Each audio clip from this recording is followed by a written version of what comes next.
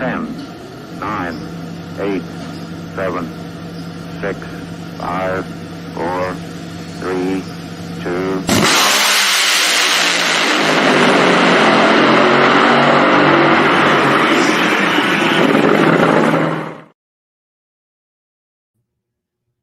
Oh, yeah. No, I'm not snapping into a Slim Jim. We're going to snap into the Competition Plus Power Hour right here on Competition Plus TV, Competition Plus Facebook, and Competition Plus Twitter. Yes, go like, follow all of those. And also give a like and follow for my co-host Slammin Sam on Outlaw Performance ENT. Slam, Sam. Yeah. What's up, man? What's up? It's Texas Doing week, great. Man. I'm excited. Texas week. Yeah, you're going to the big race down in Baytown. Well, as long as the weather permits. I mean, I don't know if you've been watching it. They've been getting a little what some people call rain, global warming and all this. Yeah, What's up, Lee, man? It's Tuesday night. It's the best night in, I don't know, since football came on TV or something. I don't know. What's up, man? It's the best night in drag racing when there's not an actual drag race to be at. That's what it is. Exactly. But yeah, man, I'm excited. What a big weekend we had in drag racing.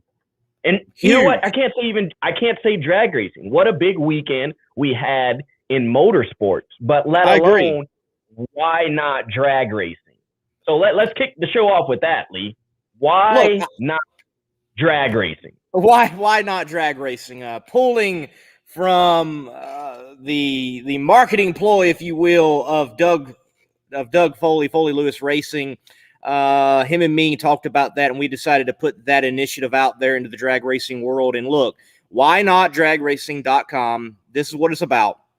We want to bring more exposure for the sport and why people need to invest in the sport of drag racing. And I've got a perfect example. Justin Ashley, that new sponsor he's got on the car, Smart Sanitizer. Look, they've been in NASCAR. They've been in IndyCar. Their first foray into NHRA drag racing. Dude, literally blown away. And I don't mean just by the cars. Everybody likes to emphasize the cars. They were blown away by the access. That you can talk to the drivers, you can interact with the drivers, you can get up close to the cars and be in the pits.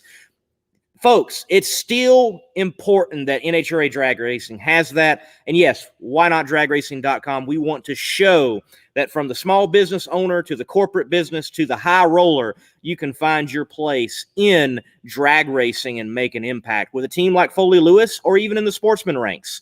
Hopefully we'll be able to land some partners soon. That's the plan, man. No, I think it's a great thing. You and I talked about it. You kind of gave me a little sneak peek as we are partners and friends. You kind of told me what was going on before it, hit the masses. And we talked about it for a good little bit. And why not drag racing? I mean, we do it and we see it in all these other sports. I'm not going to get into the details. You guys know what I'm going to say. But why not drag racing? Let's continue to grow the sport. And like I said, this was a big weekend, not just in drag racing, in motorsports. For example, Greg Anderson with the Hendrix car design and the old school fire suit and everything like that. Awesome to see. But even better news, Hendrix said, you know what? We like this publicity. We're going to stay on your car for the rest of the year. That's freaking great news. I mean, across the board, to have someone get on the car and then say, you know what? This is a good fit for us. We like it, so we're going to stay on your car for the rest of the year. Greg Anderson was looking for, another marketing partner to keep out, throughout the season. So now he's got that one. So I think that's a great thing there. Speaking of Greg Anderson. Sam, let me say, on Greg Anderson, there was a fan in one of these forums and Facebook groups, I think it was like the Pro Stock Facebook group, and mentioned that, when you are going race to race trying to find sponsorship, that's just a telltale sign that your career is almost over. Well, man, you're going to have to put your foot in your mouth or do something because he just landed one for the whole rest of the year. Wait a minute. Race to race. A lot of drivers are doing that. But to say his career's, and this is where I was getting, so I'm glad you interrupted me. Saying his career's over. I'm here, Sam. I'm here. If I recall, this man has qualified number uno every week. Like, how can you say his career's over? He may not win every race, but I mean, if I recall, he did win a race, take a race off, win another one. I mean, he didn't take it off, but he let someone else win. Right, So right. He let someone else win. Yeah. He's like, you know what? Hey, I don't want to win them all. Right, I can't. Right. Oh, and by the way, who we'll have later on the show, Dallas Glen, he's under the same umbrella. He won. Exactly. So, I mean, and that's on my notes. Number one qualifier every event. Come on. Like, I'm sorry, but maybe what they've got going on with Jason Lyon saying, hey, you know what? I'm going to take a step back and help the team, because that's, at the end of the day, that's what that is. KB Racing, that's a team.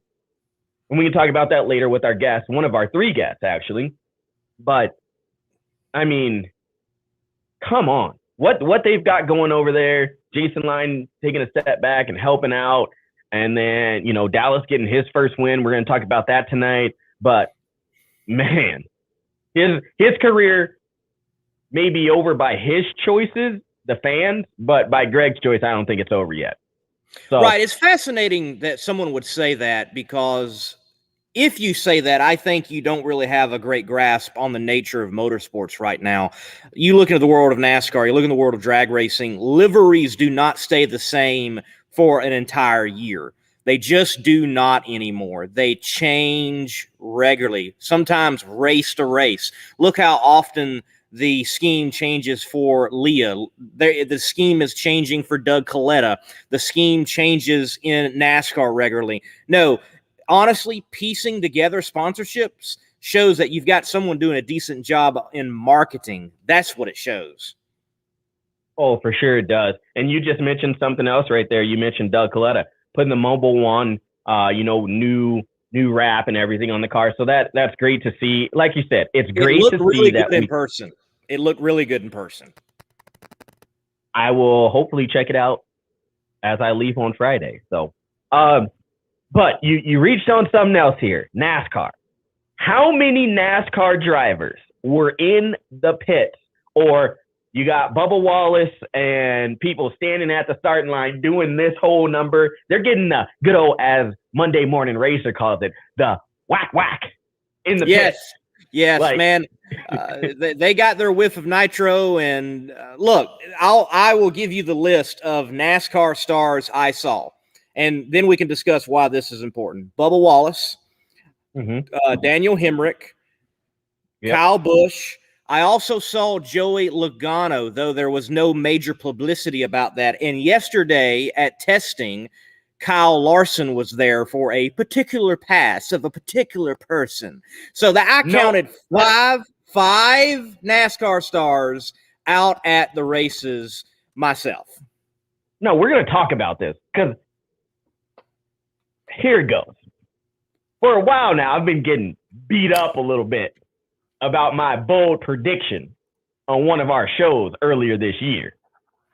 And I'm just saying, and maybe the pit insider, aka the jeweler, can touch on this a little bit later, but there's someone who now holds a license in that category.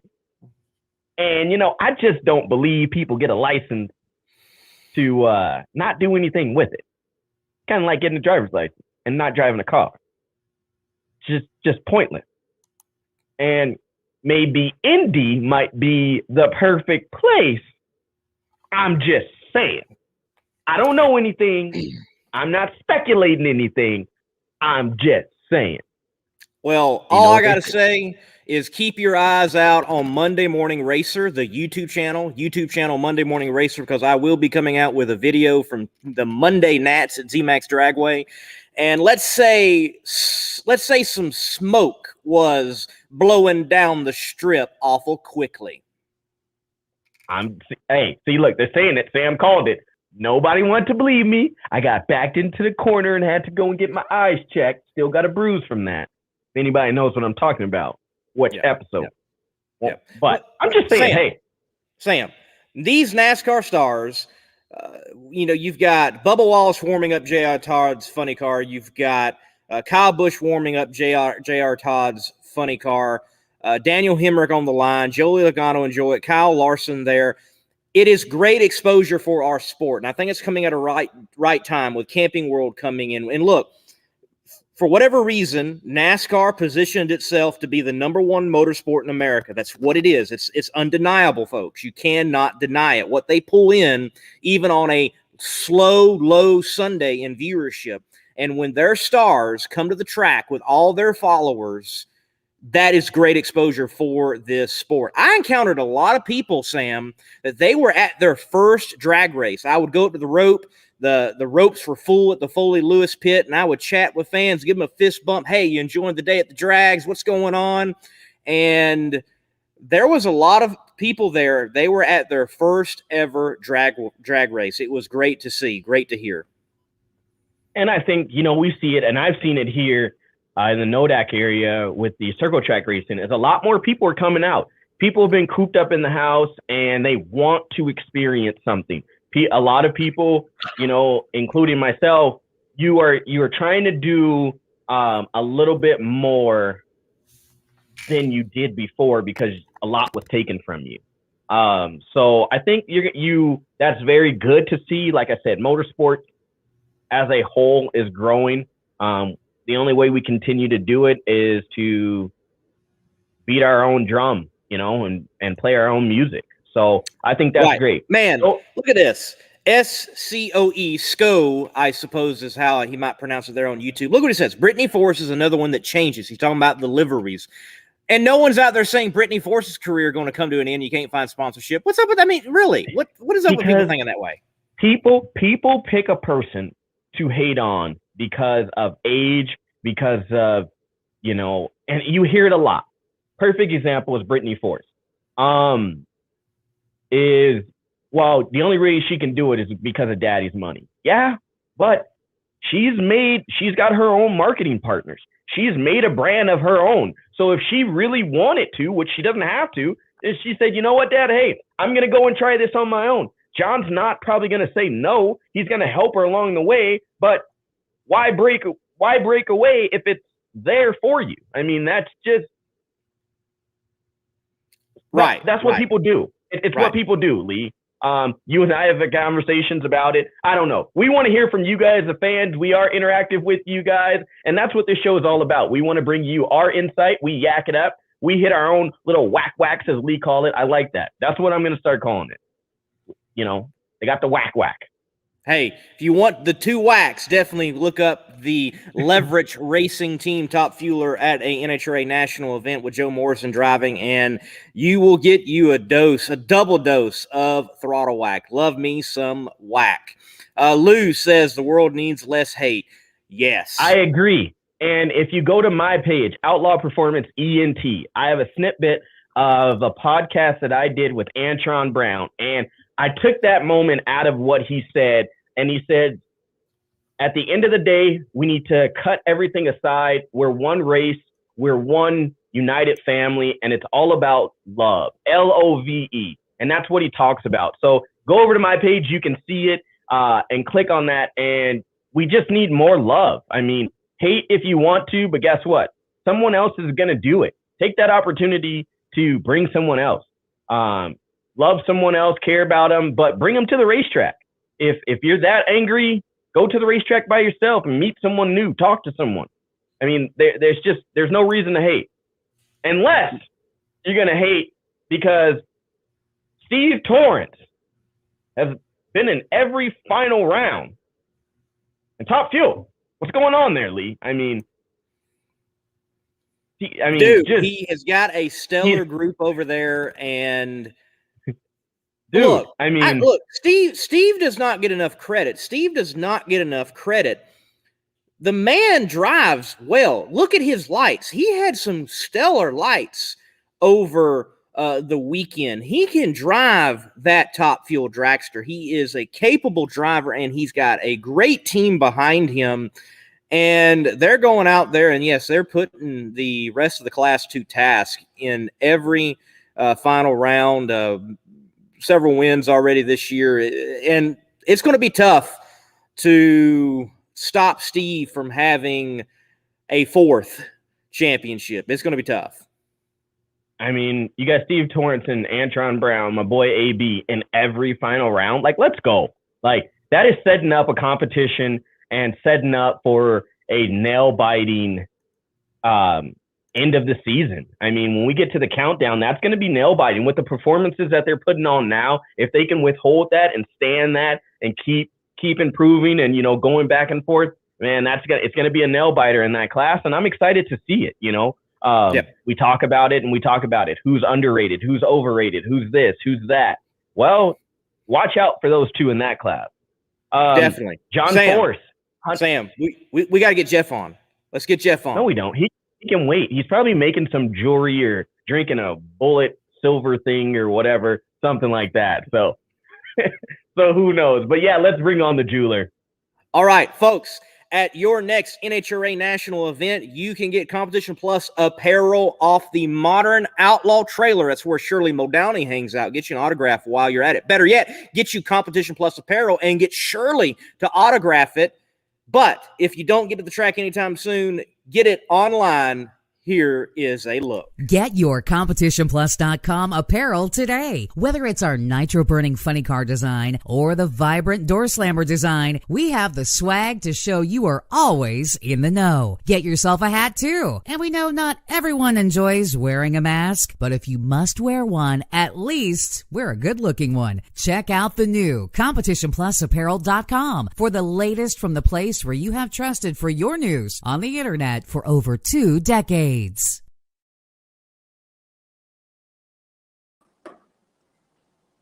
The jeweler. Jeff. Yeah, I was telling you about that, Sam. I go walking through the pits now and I'm at the races and I'll hear the jeweler and I just keep walking.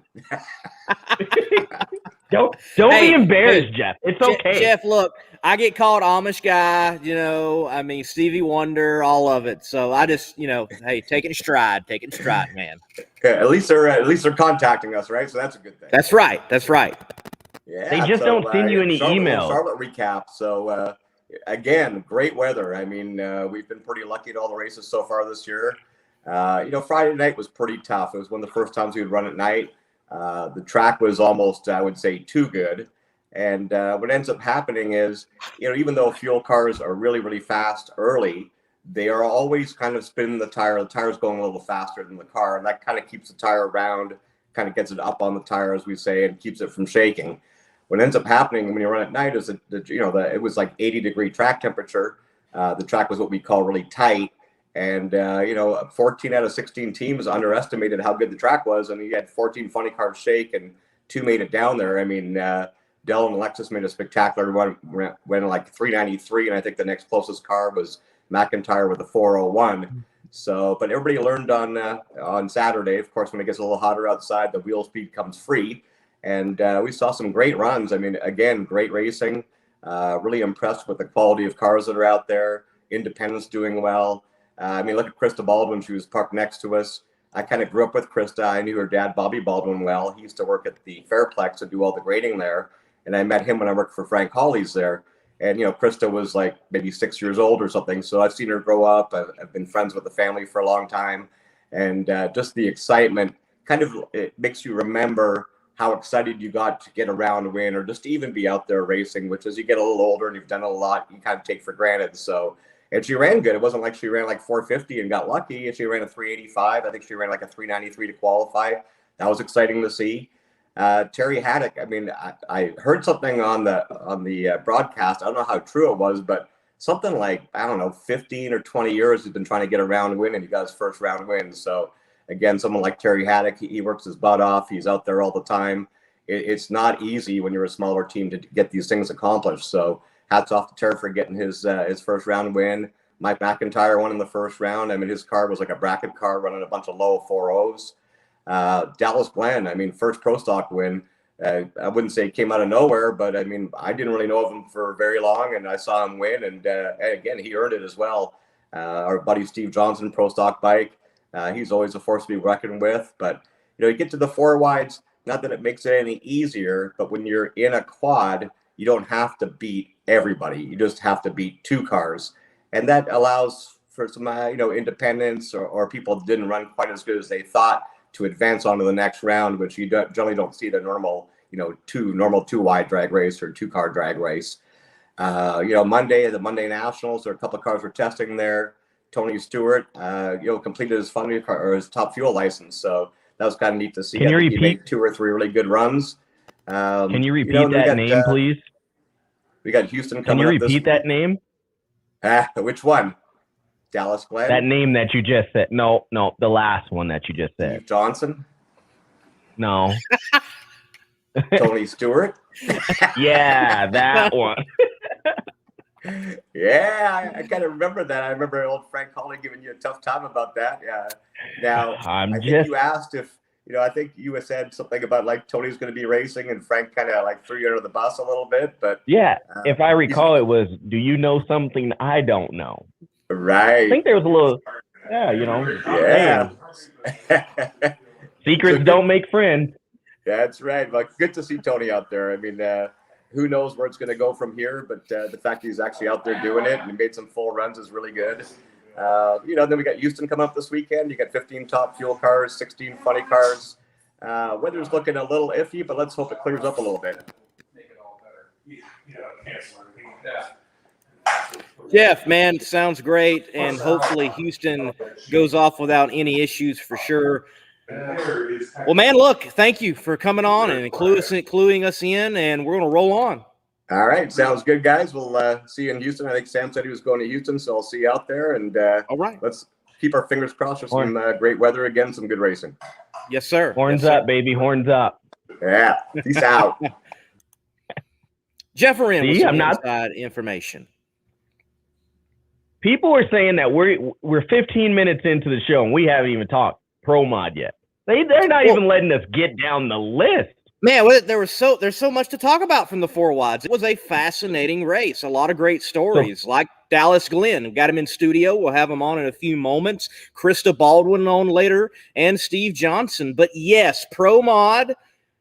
Congratulations to Stevie Fast Jackson. He was definitely fast enough this weekend. I was gonna say, you can't give him crap anymore. I think he heard the show and was like, that guy Lee, man. And then since then he's been lights out. I can say the crash that happened in 2018, then to come back there and to win it, that's got to mean a lot. You hear these drivers tell these different stories of bad things that have happened, and now they can turn it around. So that's always great to hear. And like you said, Stevie Fast Jackson takes home the win. So that's always great, as a fan of his. The guy, he's a driver. He's a hell of a driver, and he's a hell of an ambassador for our sport, and we cannot knock it. Man, John Force, 152. What does that mean to you, Lee, when you hear that? I know you're not like Hot Rod ENT. You're not like Darren, but what does that mean to you? Yeah. John Force, American Hot Rod Entertainment, he is certainly shows a lot of favoritism toward John Force. He is a John Force fan. Nothing wrong with that. I used to be a hardcore John Force fan for sure, but man. How can you not? Look, see, to me, it's got to a point of he is so closely tied to drag racing. He's just a part of it. And until we figure out how to pass the baton and do it wisely, we need him to be successful to some extent. And 152, well, I look at it as, come on, man, keep going. Catch Petty. Catch Richard Petty. Come on, man, do it. And he keeps inching his way closer and closer. Look, why the man does not get more... The man, honestly, he should get more attention across the world for what he's done. He really should. Look, I know some people in drag racing are tired of him. Yes, we've got to figure out how do we transition. John's not always going to be around. That's a reality. But overall, when I hear people mention Richard Petty, Dale Earnhardt, Antron Senna, Michael Schumacher, they don't mention John Force. And that's sad. That's a travesty. That shouldn't be the case. He should be right in that line. And that's something whereas you and me and other drag racing shows and the NHRA itself has got to put that guy on that pedestal because he belongs there. this is what I'm going to compare it to, and it's I don't want to say the best comparison, but look at how many people were Kobe Bryant fans, but once he left us, it was like, man, like Kobe did this for me. Kobe meant this to me. When I grew up, anybody, I would say an 80, 88 baby, 85 maybe to 90, 95, you were a Michael Jordan end of his career to a Kobe Bryant fan. Now these other kids are like, oh, well, this guy's a superstar. So I think we look at, you and I, we look at all these other stars, but we're like, who was the greatest of our era? And there's no hands down to say that is John Force. But now you look at these other kids and they're like, well, you got Stevie Fast Jackson, you got this, you got that. So there is going to be a hard transition. But I think if we start seeing someone step into that role is when we can finally accept it. Like, okay, if you tell me tomorrow that Stevie Fast Jackson is going to drive a funny car, I'm like, there's your transition. You know what I mean? Looking at, what JR's doing, I think there's a lot of transition. We're just not ready to accept it. And I think that's what happens in a lot of sports. We get locked in on something until it's gone. It does happen in a lot of sports. We've got to be able to make the transition and carry into the future. A lot of folks are talking about the Pro Mod crash that happened at the 4-wide Nats. I will say this. Everything I've seen, that's one of those things. There was no driver error on that one. That was flat out something broke, and it went to the wall. And there's nothing you can do. Well, and then Yellow Bullet, too. I mean, there was a crash there. That didn't result into a rollover, which is like all crashes don't need to be a rollover. A lot of people think, oh, as soon as they crash, they're going to roll. No. And that's just technology of cars. These cars some cars are meant to fly, as we see at Donald Long's events. And some cars, they can break something or smash into a wall or whatever it may be and still stay, the right way. So it's great to see, but most importantly, the driver is okay. That means safety equipment is doing what it's supposed to. And, as long as we keep getting safer and we can keep some of these cars on the ground, I'm okay with that. Yes, they ought to start using the George Jetson theme song when they open up for a duck race at this point, I think. With as many flying cars we have there. Maybe they can put them in suitcases afterwards, too, and walk on back into the pits.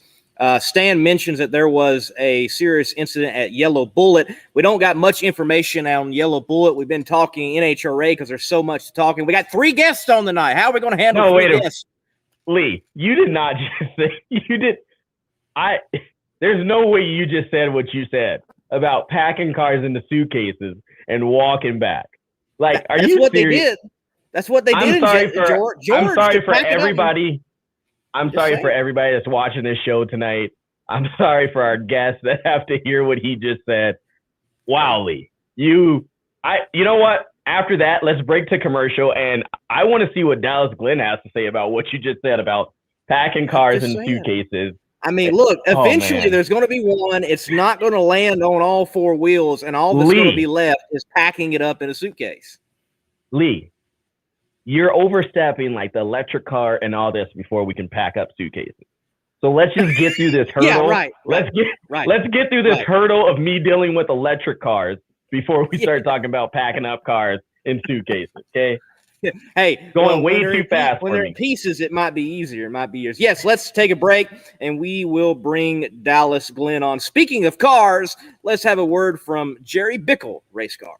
In the race for quality, there is no finish line. Jerry Bickle Race Cars is a one-stop chassis shop for drag racing performance parts and race components. For over 50 years, Jerry Bickle Race Cars has been an essential part of racers' plans for building world champion race cars. Our parts department is stocked with every part a racer might need. Log on to jerrybickle.com for more information. We build anything with doors. jerrybickle.com. Dallas Dallas. Glen, how have you enjoyed the media tour so far today? Earlier on Joe's show, on Competition Plus Power Hour, and I'm sure you got a stacked lineup for the rest of the week. How you going, man? I'm doing good here. It's nothing too overwhelming yet. It's took a little bit to kind of catch up on all the stuff on my phone. Kind of like had a meltdown and exploded from right after the race. I basically just had to turn it on silent, wait for it to calm down before I tried sorting through it all. It's got to feel good to get the monkey off of the back. The first one is now in the books. Looking back, is it all worth it? Is all the hard work going from being a crew guy to now on the team, driving the car, is it all worth it? Oh yeah, it's definitely all worth it. And it's not even just you learn so much along the way that it's just all part of the growth process. And it's like, I don't look at it as like, oh, I was only doing that just so I could get the chance to drive. I was learning and I know to have such a deeper understanding of the car and the way suspension works and engines and something that'll stick with me for the rest of my life, I'm sure. All right, Dallas, man, look, congratulations on the win. We know you've already talked with Joe. You've been able to talk a lot about the win itself, and we can talk a little bit later on some of the chaos there at the end, the shutdown area. I got to ask this, though. In your short driving pro stock career, though you've been driving many other things for a while now, we all have those moments in whatever career we're going down through. We're like, man, why did I do that? That was a dumb move. So here you are, recent winner, but what has been that moment in a pro stock car after being a crew guy for so long, being around drag racing so long? You're like, man, that was dumb. Why did I do that? That's got to be Gainesville, hands down. First NHRA race, I get Kyle Koretsky, my teammate, first round, and I was out for blood. I wanted to definitely prove myself, and I just got a little too aggressive on everything, and I just went to just go murder the tree as hard as I could, and ended up 001 red. That's got to be the definite, man, why did I do that? The car made a really nice pass, and I was only 8 thou slower than him. So, I could have been 28 or something on the tree, which I had been all weekend, that or better. So I was just a little too amped up for the first race. That has to be the definite, why did I do that moment. Getting that, that call or the message, however you received it, to say, you know what, hey, we got a car for you to drive. What was compared, that moment compared to the win? What was more exciting, saying, hey, man, I finally got a spot, I can finally drive the car, or getting the first win? Honestly, looking back, because of some of the confusion that we'll talk about later at the finish line, I think probably I got more excited when I first got the call that the sponsorship was going to back me and everybody was good with me racing, because it was that kind of, it all happened real fast, and it was like, I've been waiting a long time for this. I get to race pro stock. Like, I can't wait to jump in one of these that I've been working on for the last 8 years. And that, I think that was definitely the most exciting moment right there. I mean, don't get me wrong. The win was definitely exciting. I think just the way that the win happened kind of took some of the big shock away and kind of was more just a different ease into the excitement. Yeah, man. Stan even comments and says, how many minutes did it take before you won? Pro stock wins are usually decided in under 7 seconds for sure. But take us through the emotional roller coaster of, did I win? Did I not win? Who won? What was the issue? And give us the inside scoop on the 4 wide Nats for pro stock in your win. Yeah, pretty much when I went to the finish line, I had no idea that there was any confusion going on. I just saw a solid light in my lane. And to me, as the driver, that means that I came in second. So, the immediate reaction is just a little bit of disappointment, because obviously you want to win. That's the whole goal of being out there. And, you know, as I'm slowing the car down and kind of gathering everything that just happened during the run, you know, and then it's, you know, you get a little bit of satisfaction knowing that you at least took second, because in the 4 wide there, you know, you could come out on top, or you could come out fourth and just get a semi. So, you know, just kind of a little bit of relief that I at least got second out of it. And, you know, I made the corner, and, you know, they waved me over into the far left side, which is away from where the winner circle is, which I had expected since I saw a solid light. Just calmly took everything off, didn't expect anything, get out of the car, and I'm just walking up to just go get the time slip, and all of a sudden it seems like something's off, and they're all pointing at the TV screen, and it's like everybody's looking around like there's just mass confusion, and they're like, well, who won? And I'm like, and everybody's looking around, looking at TV, and then finally it came up on the TV down there, the slow motion of the finish line where it showed my car out in front. And then it was like, yeah, I mean, yeah, I should win. I mean, I'm out in front. And then it was then Reinhardt come over the speakers saying that it's official, that, you know, that I won the race. And then it was just a media storm of picture taking and questions. And here you are now. Yeah, and here we are now. Yeah, it looked like you got a little bit of heck in your first press conference there from your PR person, asking a very, very, you know, personal question, I would say. My PR person, she does the absolute best. I mean, she's even if she wasn't my wife, I would probably choose her. That's how good her PR is. I mean, she actually, I think she just put up a video just a few minutes ago from the Charlotte race, and I think it's just incredible. Yeah. Now, being that she's my wife, we get to hack on each other. So what will be the race pay starting now? I think we're gonna start it out on what do you think? $1 a round win? $1 a round win. Wow. Lee, you know she's standing on the other side of the camera, like yeah. Look, man, all I got to say, like Valentine's, anniversary, birthday, those gifts got to get bigger. You're a winner now in NHRA. You got no excuse. Yeah. No, I'll have to definitely think outside the box from now on. Definitely. Well, look, man, I know y'all got to enjoy it, you know, some extent with not having to tear everything down. Saw you briefly at testing yesterday, but yeah, I mean, were you like, man, I just want an NHRA national event. Why am I at the track Monday? I should be home enjoying this. What's going on? No, actually, I think if anything, I may have gotten even more enjoyment out of it. You know, you go back out there and there's still all the people testing, and there's still a bunch of people coming up and congratulating me, but it's almost being that we had like the whole crew out there to test one car, you know, you can just kind of pick small, easy tasks and you know, as long as we take turns on each job, and you can just kind of relax and enjoy making runs and watching the cars go down track. At the end of the day, there's just so much enjoyment watching a pro stock car make laps.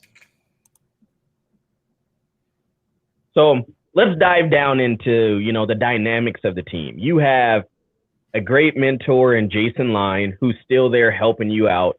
You have Greg Anderson, you know, and then you have someone in your age bracket too, in Kid Chaos. I mean, what is that like to have, you know, someone that you can, you know, I'm not saying you can't relate to Jason or Greg, but someone that you can relate to in your own, you know, different dynamic, and then mentors that have, you know, the records and have the history in the sport. How does that feel going to the racetrack, testing, or doing anything when you have that kind of backing behind you? Yeah, I mean, it's a lot of fun because, I mean, Kyle and I are more like just really good friends where we hack on each other and give each other a hard time and joke around a lot more. And then we're, you know, with Greg and everything, I mean, Greg's hilarious. I mean, don't get me wrong. He is an absolute blast to be around. And Jason is so knowledgeable on everything. You can have a conversation with him for 2 hours just on, the smallest thing to do with an engine or anything like that. But just being able to learn from the experience in the pit, and then take what we're learning, and me and Kyle can as kind of more rookies compared to those two, and just kind of finding our own way and bouncing ideas off of each other and our own experiences in our own cars. It's an interesting dynamic in the pit, and it's like an absolute blast. So we're running out of time with you. We're looking at just about 5 more minutes. Want to get another fan question in, and I'm going to add one on top of it. Stan asked, what is your driving schedule for the rest of 2021? And with that, who is your sponsor? What do they produce? What do they represent? And give the pitch for us so we can help you earn a paycheck from them. Well, Rad Torque Systems, Dan Provost, the owner, has confirmed with me that he is on board for the full season. So I will be trying to go to every single race, and I'm going to give the veterans a run for their money as best I can. Rad Torque Systems produce a lot of air, pneumatic, electric, and battery-operated torque guns that are extremely high quality, and they're mainly used in like windmills, oil fields, mining equipment, construction, stuff like that. These torque guns you can literally digital set them at a certain torque, pull the trigger, and it will torque it to that spec. And I'm talking like big stuff, like 15,000 pound-foot of torque. So it's they make some they make some really cool gadgets for that industry. Well, I'm glad I asked. I'll definitely have to go by the website and check that out. Who doesn't like gadgets? So, looking at where you're at, the career is just getting started in NHRA. What is Dallas Glen going to say in 5 years when we have this conversation on Competition Plus Power Hour, or some new, media guy comes into the ranks and he's like, tell us what it was like and what you've accomplished? Well, hopefully by that time, I've remained competitive enough with and have the sponsors and fundings and people backing me still, that we could be still competing for championships and maybe have wrapped 1 or 2 of them up by then. That would be the biggest thing. That my biggest goal right now is to continue winning races and just focus on that and let championships take care of themselves. I just hope to be continuing doing what I'm doing and continuing to learn and gain experience. That's the biggest thing is out there, is you just want to learn and continue growing, as well as, just having fun. Who doesn't like going to the racetrack every weekend for a job? If I can continue to be doing that in 5 years, like I'd be on another planet. Yeah, I have people ask me at the track, "How you doing, man?" I'm like, "Man, I'm at a drag strip. How can I not be having a good day? I'm having a good day. I'm at the drag strip, man." And look, Dallas. Now, come on, Dallas. I can tell you're a humble guy, but in like the next 5 years, it ought to be like 2-time champion coming onto the show. Come on, man. I mean, you got it in you. You're with the right team. It can happen. It can happen. If you're getting, honestly, in 5 years, I don't see why we couldn't be like 5-time champion coming back onto the show. There you go. Ooh, there you go. He's Flipping off he's 5 coming in out a of his row. Ultimately. He's coming out of his shell now, man. I don't know. 5 in a row. Like the Bob Glidden act right there. Hey, if John Force can do it, I think anything's possible. If John Force can do it, anything is possible. Yes. All right. Final question. He's won what, 17, 8, how many is 16. it? 16 championships. 16 championships. That's absolutely incredible. I don't know how he keeps doing it. I think he said before he'll die in that car. He's going to continue racing until he physically cannot do it, because it's what he loves to do, and that's what he's passionate about. That's right. I think that's an incredible story right there. That's right. And apparently for him, it has to involve currently a lot of Monster Energy for him to be able to do it, apparently. So. Well, it's like Fernando Quadra Jr. said after his hole shot win. He goes, he was so nervous for his first 4-wide, he had to go take a shot of espresso.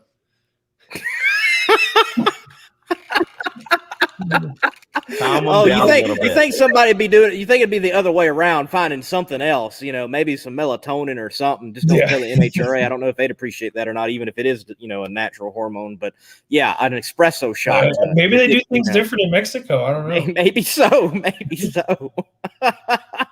Wow. Maybe we got to go to the track and ask him, Sam. Like, we got to ask him about that. Maybe there's something we don't know. Yeah. I mean, we may have to get an espresso machine in the trailer. There you go. There you go. These Maybe new if you age drag racers.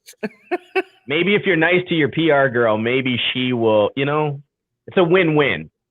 Yeah, well, I'm going to have to think about that. Oh, Sam, you got anything else for Mr. Glen? Yes. So you heard Lee say something about cars being packed up into suitcases. We've talked about After the a electric wreck, car. mind you. Okay. We've talked about these electric cars. What are your thoughts on this electric car field that NHRA has announced? I mean, I got to know. I guess, I mean, it's obviously any progress is good. I don't think you'll ever get rid of the internal combustion engine in racing. But the only thing I would worry about is being able to get car counts in the beginning years as it's growing, because there's really, I mean, you don't see an overabundance of electric cars out there right now. And I guess I'm not up on how much it costs to build one of those. But I'm sure there's going to be some steep learning curves coming up when that class gets implemented. I'd really be curious to see how much the weather affects those, because they're all electric, so really the weather shouldn't affect them at all. So I'd like to see how consistent they are for bracket racing. That is a good point, sir. See, the last couple of episodes talking about this. How are they going to charge them? And now, you know, the weather. We're on to something, Lee. We're talking about it. We are furthering the discussion of drag racing. And Mr. Glen, thank you for being on the Competition Plus Power Hour. Congratulations once again on the win. Pay your PR person, and we will check in with you later. All right, thank you. Thank you for being on here. It's a great honor to be on here. All right, man. We'll see you at the track. All right, see you guys there. Yep.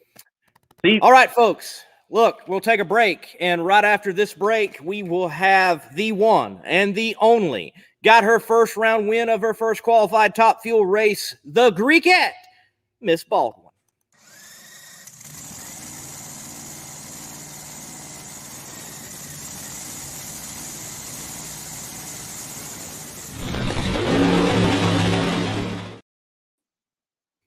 Krista, you've already had a busy night, but thank you for coming on the Competition Plus Power Hour. We appreciate it. Absolutely. Thanks for having me. Well, you get it out of the way. You qualify, and you get the round win. Look, I know there's a lot like, what did it feel like for you? And we could talk about Gainesville, how disappointing it might have been, and blah, blah, blah. I've got to ask, I don't think anyone's quite asked it. I don't think they framed it this way.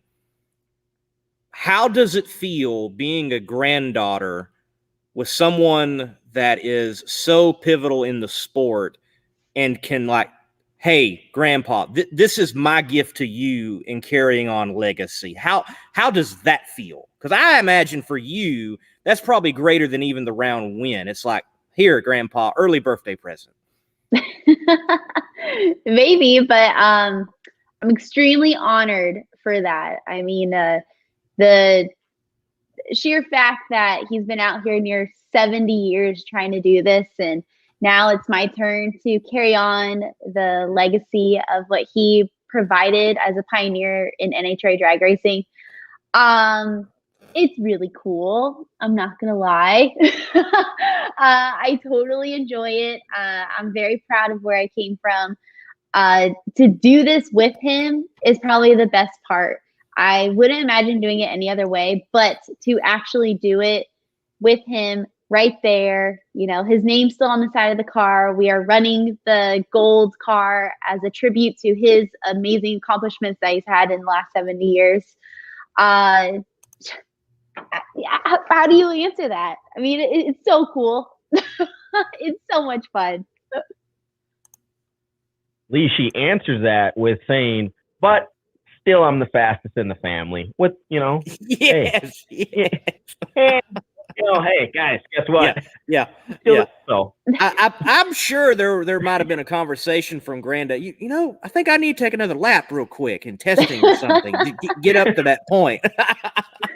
Hey, we told him for the last couple of races last year, we're like, take it to the finish line, and we think he could have ran a 390, but he's like, no, I'm gonna keep all the parts for you so you can make your debut. So I guess that was pretty cool of him. Definitely. But to rip off that 385, amazing, absolutely amazing. Yes, definitely so. So in a run like that, kind of walk everybody through that. I mean, does that car continue to pull? Does it let up a little bit, then you get back? Or just explain how you feel sitting in that, running that fast. It's super, super fast. Period. But to a point. Going up for first round, I had a pretty stout quad. I had Antron, Leah, and Sean, 3 of the best racers out there. The odds were stacked against me. I was in the 3rd lane, which is like the hardest lane to run the 4 wides in. I got out there, did the burnout, backed up, and staged the car. Believe me, I was like, oh my God, this is it, my first race day. And all I wanted was to get to the finish line. That was my goal for the weekend, was to just get the car to the finish line. And so I hit the gas, get to 60 foot. I'm like, okay, it's pulling. And then it got to 300 feet. Okay, it's really pulling. And then after 300 feet, it pulled me so hard. I have not felt that yet in the car. And it's so like wild and crazy. And you're like a spaceship going through the atmosphere. But, and then you pull the chutes and it's over. But as you're going through that, it pulls so hard on the second half of the lap. It's amazing. And then to pull the parachutes are a totally different ball game when you're going 319 miles an hour. Let me tell you. I mean, I've pulled the parachutes many times on 275 mile an hour runs in the 8-field car, but to add that 40 mile an hour, it adds a totally different element to it. It's literally your head is going through the windshield is what it feels like. But it's so fast. And I just remember when I passed the finish line, I was so proud of myself because I'm like, yes, I made it to the finish line again. That was only my 2nd full pull in the car. I'm like, yes, I made it. And of course, with our 5-disc clutch, when I stop the car at the top end, it does get locked up. And so me and Safety Safari are trying to rock the car so I can put it into neutral. And mind you, everyone else is off the track. So I have no clue what's happening. I have no radio. I have just my personal account in the car. Believe me, I was excited before I even turned off the racetrack to find out what I actually did. But to experience that, absolutely wild. And then, looking back in like the wing failure I had, it made a lot more sense while I was in the car. Like, okay, this is what it felt like. Now I know what it is, because when I was just driving the car and I didn't realize the wing failed, I just thought, oh, maybe this is what happens when you pull the parachutes at almost 320 miles an hour. Who knows? I've never done this before. But it was so much fun. Gosh, I can't wait to do it again. Yes, Lee, yes. Lee, as I sit here and watch that, you can just see the excitement as it continues to build. Yes, and she's like, yes. And then this, and then, oh, it's all over. Like, it's done. Yeah. Well, Krista, look, you're exactly what the sport needs, and so glad that you were able to have happen to you what did happen and able to pick up the round win. And you were on the Caruso show earlier. They come on at 7 p.m. on Tuesday nights, and you mentioned with the wing failure and a bird strike in effect that you felt yourself kind of come back up in the car, losing downforce. So, wow. I know the wing affects that much, but that top part going off and you could feel it. That amazes me. It really amazes me. And I'm not even in the cockpit that you could feel that much of a difference from losing a part of the wing. Absolutely. especially, we're so close to the ground in the dragster. Like, we're literally sitting on the ground. So when you hit the gas and the G-force is hitting you, it's almost like you're being like slammed straight into the ground. And like I said, I had no clue that I had a wing failure until I got back to the pit. Like, absolutely no clue. I just thought, well, maybe it's because I pulled the parachute and the parachute kind of lifted me up to slow down. So I'm like, oh, well, maybe this is it. Who knows? But when I came home and watched it on TV, it was way more scarier than I thought it was. Like, it did not seem that scary in the race car. But now that I know what happened, like, yes, I definitely, like, you're hunkered down like this for the whole run. And then when that happened, it was like this. Like, my whole body came back up. It was crazy. Wow. I bet you're not watching a broadcast anytime soon again. Especially if I have a failure like that. Right. So, Lee touched on it with Dallas. What was that moment? He asked Dallas, what was that moment where he's like, ooh, I shouldn't have done that?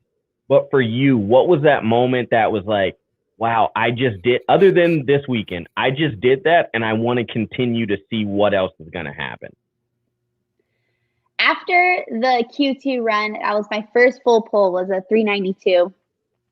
And just getting through that and having, because I only went to maybe 700 feet before that, 600 feet, 700 feet. So I had no clue what that last 200, 300, 400 feet were of the racetrack. And you only think like, wow, it's only 400 feet. Like, what's going to happen? But it was definitely an unknown to me. And I was, not that I was nervous, but I had no clue what to look for. I have no clue what it's going to feel like. And so finally to do that 392, and I knew I made it to the finish line. I could see the 1,000-foot cones go past me. That was a huge accomplishment. Like, I was so proud of myself. And like I said, I don't have a radio.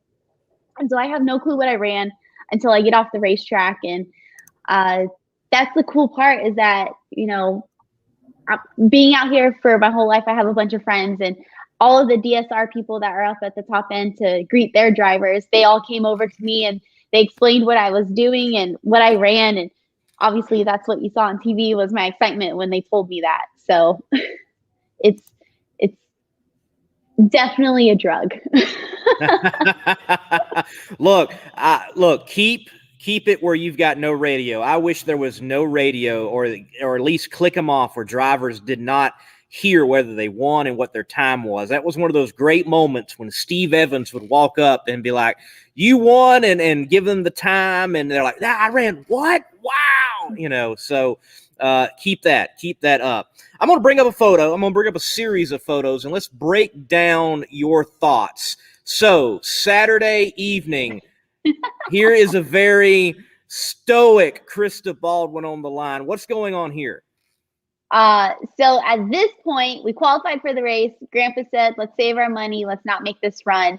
But I was nervous knowing that I was the lower qualified car. I knew I was going to be in the center lanes Sunday morning. So during this session, I literally stood behind both lane 2 and lane 3 for like 5 quads each to make sure I would look at the right light, because I was so nervous, especially lane 3, because lane 3 you have to look to the right, but as you're looking to the right, you have to look on the other side of the tree. So it plays with your mind. But that's what I was thinking right there, like, oh my God, how am I going to do this tomorrow morning, is literally the thought process right there. And I can tell you, folks, she did not move. She stayed there planted herself, and she studied what was going to be happening on Sunday morning. All right, here we are. We're well beyond 60 foot.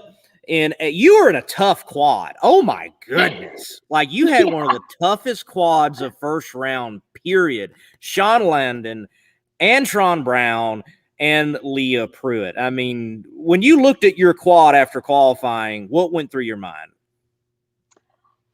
I literally said, you know what? I'm going to do my best. And that's all I could do. And I'm like, I've got to get it to the finish line. And, going into the 4 wides, that all you have to do is get in second. You just have to pass the finish line second. And so that's what I kept thinking to myself. I'm like, all I have to do is be second and I'll move on. I had no clue that what the day would unfold. All right. And speaking of that unfolding, at this moment, oh, let me bring it back up. Well, come on, mouse. At this moment, I'm shooting, and I'm like, and guess, you know, I was pulling for Krista Baldwin. I was, like, truly. I'm a Krista fan, and I'm like, oh no, this doesn't look good for Krista. She's not. I mean, you're back, and then as you can see, I caught the early moments of Leah and that cylinder dropping, and then you blew by her. You've got to be processing all that. Could you see anything over the wall? I mean, what at that moment, what's going on? So I actually can't see a lot when I'm in the car because I'm so little. I am so low in the car that I could barely see like above the race car to see in front of the front wing. And so I can't see anything that's happening on the side of me. Obviously, I know they're there and you can hear them, but I had no clue. I mean, at this point, the car is starting to like really accelerate. Like right here is when the clutch is starting to lock up. And so this point of the run is the ride of your life. And believe me, I wasn't looking anywhere except for down that track in like peripheral vision of the 1,000-foot cone. But yeah, I can't see them. Like I said, I had absolutely zero clue what was happening. Lee, that's got to play to her advantage of not being able to see anyone in the car like that. I mean, because, you know, a lot of the drivers, you see their helmets, they have the blinders because they don't, you know, we as humans, we naturally look. But that's got to play to your advantage, you know, sitting that low and being that low in the car to where, you know, you're not looking. I know in my driving days, looking over to see, okay, is he coming? Do I need to get back on the gas? Like, where is he at or what's going on? So maybe, you know, there is a little trick to not being so tall. Exactly. Being a little shorty in that car. There you go. Well, we had one fan with a good question. I definitely want to bring it up. Want to get your thoughts on a sentimental matter. If your dad was around, what do you think he would say? He would be so stoked. Like so stoked. Like NHRA drag racing was his thing. Like he wanted to be a top fuel driver for as long as he can remember. And I vividly remember going to the racetrack and he would have all his friends around him. He would have a good time no matter what the outcome was. The whole point was to have fun. We're just here for a short amount of time and just to have fun. And he always said, we're here for a good time, not a long time. And man, those are words I live by. Like you don't know when this is going to disappear. So you might as well enjoy every second of it. And to do it with my friends and family, I think that's what he would be most proud is that I did it the way I did it. Do you feel like you're accomplishing, when you looked at it and said, you know what, I'm going to do this, do you feel like you're accomplishing everything that you guys have set out to do, or what's all left that you're holding back from us yet? The biggest thing is making consistent runs. Like I said, up to this point, I only have 9 runs in the top fuel car. So definitely not enough. There's still a million scenarios I have to go through to learn how to drive these cars. But at this point, man, I've accomplished a lot, and it wasn't like for lack of trying and lack of hard work. But I always think that if I work so hard at something, it'll come back to me. And I guess just this weekend was my weekend on top, and every puzzle piece worked in the puzzle for this weekend. So you do realize, like, you took the Luigi wing for the fastest pass it's been on in a long time too. Like they got to put that on the wing now somewhere. You know, Krista took this wing this fast.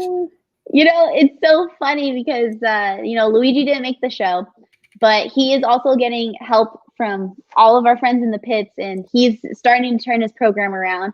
And he showed some good progress this weekend. And I told him at the beginning of the weekend, like, Luigi, I want to be in the quad with you. Like, I want to race with you. And he's like, we'll get there sometime. Don't worry about it. I'm like, okay. And so come Sunday morning, and Luigi's guys were kind of hanging out with us at the starting line. And they literally ran back to their trailer before we even got back to the pit and took their wing off to go put it on our car. But that's old school right there. That is straight Chicago old school right there between my grandpa and Luigi. They've been friends for years. I just made a post joking that they were the two Chicago mob bosses and they would do anything for each other. But it goes to show like how lucky I am to be in this position, how lucky I am to be the person that I am, raised in the family that I have. And I just hope that people see that this drag racing thing isn't all about, you know, the corporate side. It's about having fun. And that's the most important thing about this whole thing, is having fun. Now, obviously, I want to make myself to the corporate side, have that full-time ride, have, you know, the sponsorships and things like that. And believe me, I'm working so hard on it. But right now, in this moment, it's perfect. See, that's like the perfect ambassador for the sport. Like, you can't, if you're a drag racing fan or motorsports fan out there and you have someone that has that much excitement about doing what they're doing and love it. Exactly. You know, it's just like, it's unbelievable. But also, and you know, a lot of people may say this, but you are a female in a predominantly male sport. So for any young lady out there that's listening that you could give anything to, take a minute or however long and just talk to them, because like I said, I mean, we are a predominantly male sport. So I want to give you this opportunity to say whatever you want to say to any female that's out there that wants to be involved in motorsports across the board. I think the biggest thing is a big misconception is that, you know, I was given this ride and I was given the opportunity to drive a race car. Well, I wasn't. I definitely was not. When my dad died when I was 8, I was supposed to go into junior dragsters, and obviously that didn't work out. And so for the longest time, I didn't think I would be able to drive, like, at all. And I was okay with that because I still wanted to be in the sport. I still wanted to be a part of this community. So I went to school for public relations. I'm like, you know what? I'm going to be a team manager, PR, social media, something. I'm going to be something in the world of NHRA. And so I've met a lot of cool people along the way. I met people that given me chances that are absolutely insane, but just keep going. I mean, don't have anything. If there's a hurdle in front of you, find a way to get around it. I mean, it's tough. I'm not going to lie. This hustle is real. And it's a lot of late nights and hard work and, you know, trying to find the sponsorship dollars to make this work. But I mean, as a girl, the race car doesn't know you're a girl. Everyone else knows you're a girl, but the race car doesn't. And so it's that bond that you have with the machinery. You always want to respect the car. Now, I'm not necessarily fearful of the car, but I have respect for the car. And the second that the respect goes away, that's when the car's going to nip you in the butt. So you just have to be mindful of what you're doing, but show the passion and show that this is what you want to do. And I'm a firm believer, if it's out in the universe, it's going to somehow come back to me. And so for the longest time, I kept saying I wanted to be a top field driver, and I worked to it.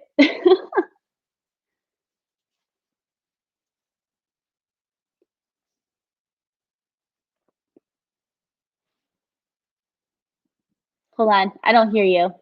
I don't, Lee. We can't hear you. I'm back. Okay. Sorry. Well, again, congratulations. And the hard work is definitely paying off. Look, before we go any further, can you hang with us a few more minutes? Because we still don't have Steve on. Okay, cool. Great. I was hoping for that, and I expected it too. So that's good. Sam, do you realize we have an opportunity right now with Krista? What are you setting me up for? Oh God. Yes. Here goes. Yes. What are you signing me up for? Now, Lee, where are you? This way. Yeah. You that way. Yeah, I'll say the first part. Okay. So, Krista, do you have Lee? You can finish it. Any dirt on Bobby Bennett? Oh. So I did work. Yep. I did work for Bobby Bennett. I did. I was the intern when I was in college. I wrote some stories. Come on, I got a fork right here. Come on, we need something. We're digging. We're digging. Let me think. Hold on. I wasn't prepared for this. Okay, hold on. You know when you're a kid and your mom puts like peas in something and she tries to hide them. We're looking right now. Come on, you got to give us something. We need something. Is it extremely weird how much of a Tampa Bay fan he is? Sorry. I feel like that's a lot. Yeah. A lot. Yeah. He came on the show and talked about it for like 10 minutes. Like, yeah, dude. he came on a drag racing show and talked about Tampa Bay football. I mean, Bobby, I thought we were talking about race cars, but okay. It's your show, so. Yeah. Oh, man, dirt on Bobby. Gosh. I don't think I know anything like super juicy. Oh, That's no. It doesn't have to be super. We're just looking for something. Yes. Okay, so we'll ask this. What do you think about the Bobby get off my track rants that we let him go on? Yeah, have you ever had to deal with a Bobby rant? We'll ask that. Yes. Yes, I have. Give us your best Bobby rant. Oh my God. What were we talking about? Oh gosh, you guys are putting me on the spot. God,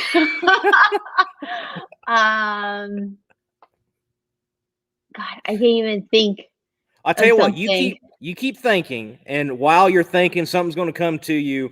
Let's move also to the 9 to 5. You've mentioned it earlier on the Caruso show, but so that everybody knows, you're not just out there Greek editing it at 300 plus miles per hour. You're doing the Greek et thing as manager, social media, McLeod, and all that. So break down your job. So as much as I wish I was a race car driver, I wish I was a professional race car driver. I'm not. To fund and help support this racing dream of mine, I do have a 9 to 5 job. I work with Paul Lee. He owns McLeod Clutches and FTI Performance. I am the creative director for both companies, as well as the general manager on his Nitro Funny Car team.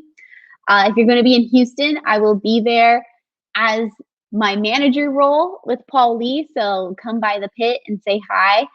But it's so much fun what I get to do. I mean, I get to be creative in the sense of, I could take the company into different directions, different marketing ploys, different ambassadorships, and different shows and trade shows and social media, and just the ideas that me and my team bounce off of each other. It's really fun. And Paul's a super cool boss, like super, super cool.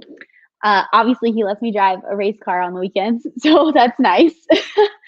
But other than that, he really lets us do our jobs, and he supports what we think is best for the company. And obviously, we all work together. But it's a cool job, like absolutely cool. I get to talk about top fuel dragsters, and then I get to talk about high horsepower street cars all day long. It's a lot of fun.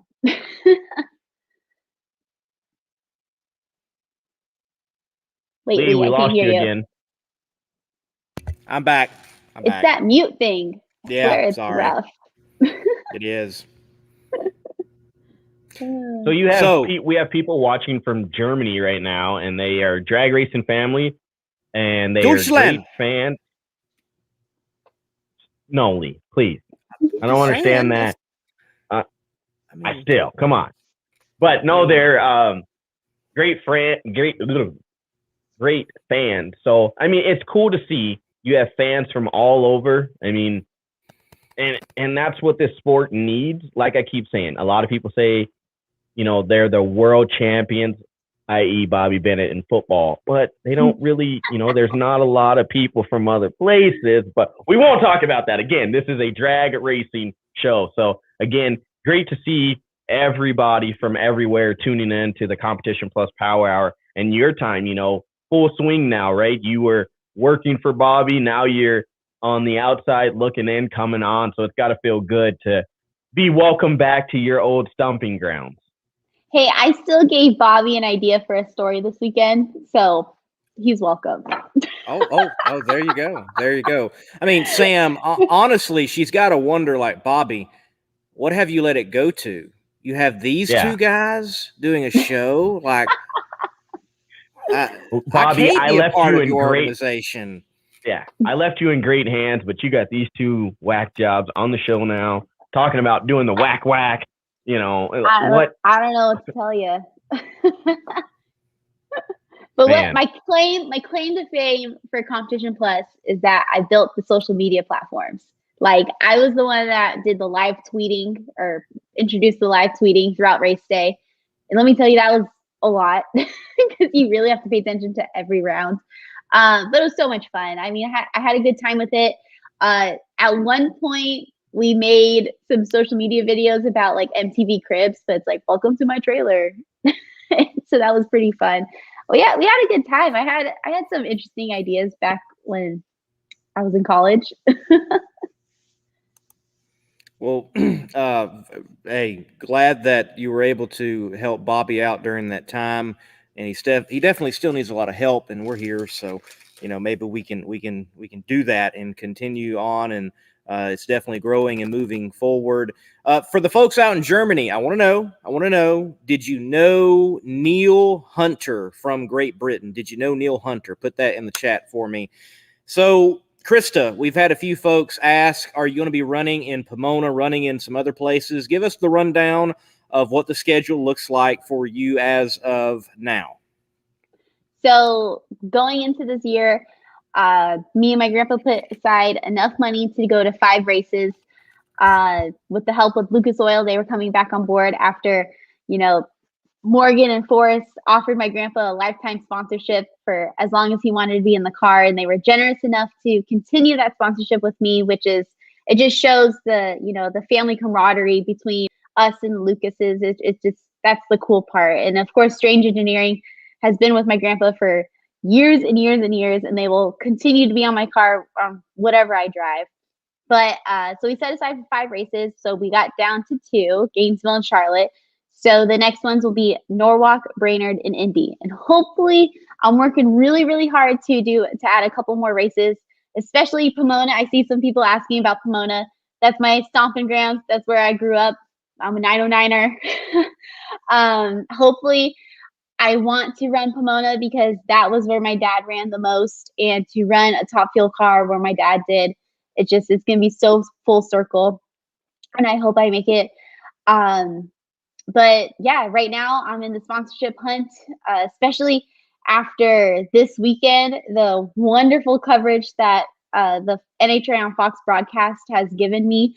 I think that's going to be a great marketing ploy and something I can add into my marketing deck to send out to, the more corporate sponsors. But obviously we're still getting a lot of help from our friends. And so I appreciate everyone that helps us to get to this point. Lee, do you realize the greatness that has come out of California? It's like every other week we have someone else that I can relate to about California. 619 San Diego stand up. There you go. I have family in the Pasadena, San Bernardino area too. So yeah. Yeah, believe me, moving to Indiana is tough. I know. I live in North Dakota, so we won't talk about that. Yeah, I'm definitely missing my Del Taco. Del Beef Burrito. I can't. Yes! Del? Yeah, the Del Beef Burrito and French fries. How do you not like that with Del Scorcho? Lee, she just meant... I'm on keto. No. I don't know. Lee, she like authentic Mexican food, and then there's like Taco Bell or Taco John's. Like, no, Del Taco. I know, but no, it must be a 909 thing. No, it's a 909 thing. Pump the brakes. So Del Taco is the fast food Mexican. Like if you're ready for, something greasy, that's what you get. Now for the authentic Mexican, obviously I'm going to go to like an authentic Mexican restaurant. And we definitely do not have those in Indiana. So I'm missing that too. Street tacos here in Indiana do not mean street tacos in California. Like not at all. As long as they don't. As long as we can agree on that. Oh yeah. Lee. No. See, Lee, there's just something about California and our food that we can just all agree on. Like In-N-Out, you got to have that. Jamba Juice, like it's hard. I miss Jamba Juice so much. Oh, so See, good with the waffle with the syrup in it. Oh, so good. Lee's sitting over there like, I hate you both right now. I'm on keto and I can't have it. Yeah, I can't do any of it right now. I mean, it's like we're on keto. We don't have them where we live. So yeah, look, it's so sad. I'm there in the Foley Lewis pit most of the weekend, and Doug's wife Sheila does a great job with hospitality, and she'll cook hot dogs and steaks and hamburgers. And I'm the one guy that's like, I'm on keto. I can't have that. And she's just like, I'm so sorry. I forgot. I'm like, Sheila's the best. Just give me the meat. Just give me the meat. I'll just leave everything else. That's fine. When it's steak night, I'm like, yeah, I can definitely eat this. Great. It's steak night. And last time we had steak, she sauteed some onions. So I look up to her. I'm like, do you happen to saute some onions this time? She's like, no. All right. See, now we kind of dived off here, but this comment right here. Yes. California's not 100%. known for their pizza. Like 100% sucks. We won't even argue with you about that. Nope. Like No. Yep. no. Uh-uh. But then if you go New York. That's what I hear. See, I figured Krista might say something a little different. I figured. I mean, Chicago pizza. That's it. Like literally my great uncle, my grandpa's brother owns a pizza shop. So, I'm a little spoiled. There you go. Double, yes. Hey, here's one of my favorite places. Waffle House. No, an awful waffle? No. Yes, love Waffle House. No. How dare you? Man, I think, Lee, we're going to have like another show that we just have drivers come on and talk about food. I mean, it's okay. So talking food, do you have anything that you will not eat on race day? If I eat anything on race day, that's the issue. Like on Sunday, all I had was a granola bar. And then I was just the nitro high all day until I got to the airport. And then I had breadsticks, I think. More that I can't enjoy. Wish I could have. Sorry. Sorry. Look, hey, it's got to the point now I can go to the Mexican restaurant and not have chips, okay? Kudos to me on keto. Good job, Lee. Oh, man. Thank you. Good job. Thank you. Let's all celebrate. Yes. All right, Lee. So, on marketing, you're in that, been in that for a while. Me and Doug Foley, we kicked off that whynotdragracing.com. We want to try to give more exposure for the sport, and many other people are trying to give more exposure for the sport. How good was it to have the restrictions lifted, fans flood back in, have that interaction again? What do you think we've got to do to really show the rest of the world, well, look, you need to look at us over NASCAR, IndyCar, all of it. You need to look here, and it's different and it's better. What is Krista Baldwin's pitch? Fan engagement. That's the biggest thing. NHRA is the only form of motorsports, I mean, besides like a dirt race, but the only form of motorsports where you can literally go watch the cars being tear down, warm them up, go meet your driver, go see the trailers, go through the vendor midway. It's all about fan engagement. So if you bring in a company say like a drink company or food company, and you pass out the samples at the racetrack, and then you show where those samples can be bought in their area or where they could buy it online. It's all about the fan engagement. It's all about that interaction. Talking to people. I mean, our sport is easy to talk to everyone. Super easy. I mean, there's literally just a stanchion there, and you could talk to the crew people, to the crew chiefs, to the drivers. Now, some drivers don't talk to people, which is, I don't understand that, but I hope I never understand that. But the biggest thing is fan engagement. You got to show that we have such a strong base in our fans, and we have a strong base of the demographic of the fans that no other sport can have. And we also hit a lot of the key demographics throughout the United States. We hit almost every major city in the United States, which is unheard of on a lot of the other sports. And to have that ability and to have that Fox broadcast coverage that's continually always getting better, continually we're getting more shows, more time, more airtime going on the actual Fox network. Huge, absolutely huge. I mean, just looking at the numbers from Gainesville, that was the biggest NHRA show on Fox in 2 years, which is huge. That's such a big deal.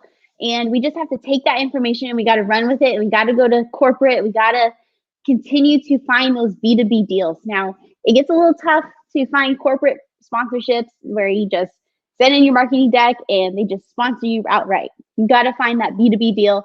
It has to be a return on investment for them. And so you just got to prove who you are and what you can do for that company.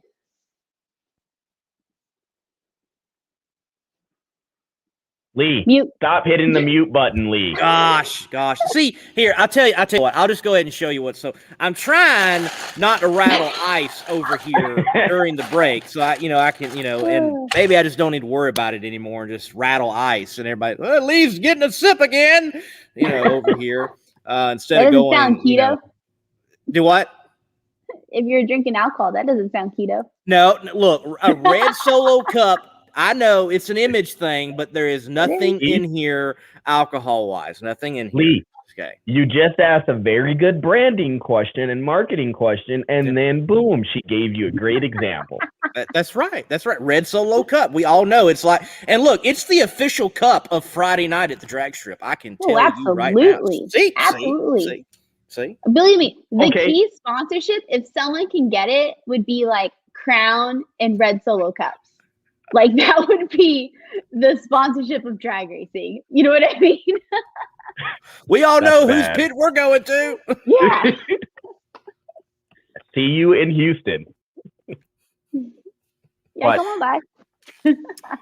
Krista, look, been great having you on. Again, congratulations. And we're going to let you go. We're going to bring on Mr. Steve Johnson. The show is about to go even to another level above what Krista Baldwin. He's wild. Bring. Yeah, he is. He is. Compared to him. I know. Krista, thank you very much. Thank you, guys. Thank you. We will see you soon. And if you think of it, I will be asking again in Houston if you have any dirt. On the double B. Yeah, we want to know. Give me 2 or 3 days. I'll come up with something. Yeah, dig.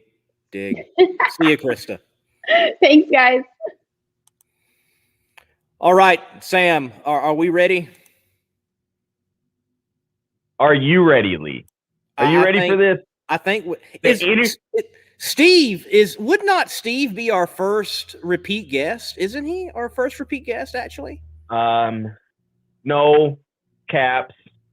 Yes, Caps. Yep, Caps. Okay. He's our second repeat guest. Yeah, that's it. That's it. So I don't know if we're ready for this, Lee. I really don't know. Well, I'll tell you what, man, we got to do it either way. We're going to take a break and we are going to bring on Mr. Johnson. Let's take a look again at, well, what you can get in Competition Plus apparel. Get your CompetitionPlus.com apparel today. Whether it's our nitro-burning funny car design or the vibrant door slammer design, we have the swag to show you are always in the know. Get yourself a hat too. And we know not everyone enjoys wearing a mask, but if you must wear one, at least wear a good-looking one. Check out the new CompetitionPlusApparel.com for the latest from the place where you have trusted for your news on the internet for over 2 decades.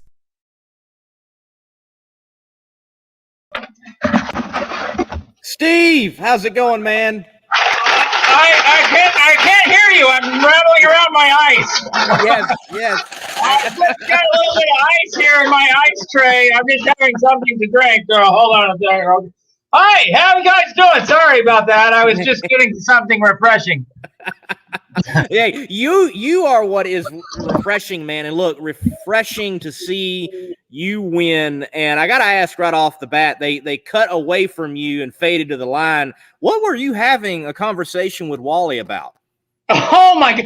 I told him that in the semis, the clutch looked like it was slipping so bad. And I didn't want to add clutch because I knew it'd shake the tire. And I told him I just strapped on some stones and I threw some clutch at it. And it had the best 1,000-foot time in pro stock motorcycle history. Boom. And the crowd goes wild. Yes. There used to be the trophy right back there behind me somewhere. But I told Jock to take it home. And Jock, a black man from Jasper, Alabama, who has just on his year celebration of getting out of COVID, and when he walks through Walmart, he walks through like the chest is back, the chest is up, and he just happens to have an NHRA Wally in his hand, and he's like, hello over there. How are you younger people doing in your career path of life? You know, he is in hog heaven, man. And speaking of that, you know, having someone beat COVID and having someone back and full of energy and full of excitement, how does that feel for you doing what you did this weekend, but still having someone that is overcome a lot? That he is. I said in the media room, you know, this is not real political, or it's not real favorable maybe to the sanction body, because we all know how important the U.S. Nationals are to NHRA drag racing. It's our Daytona 500.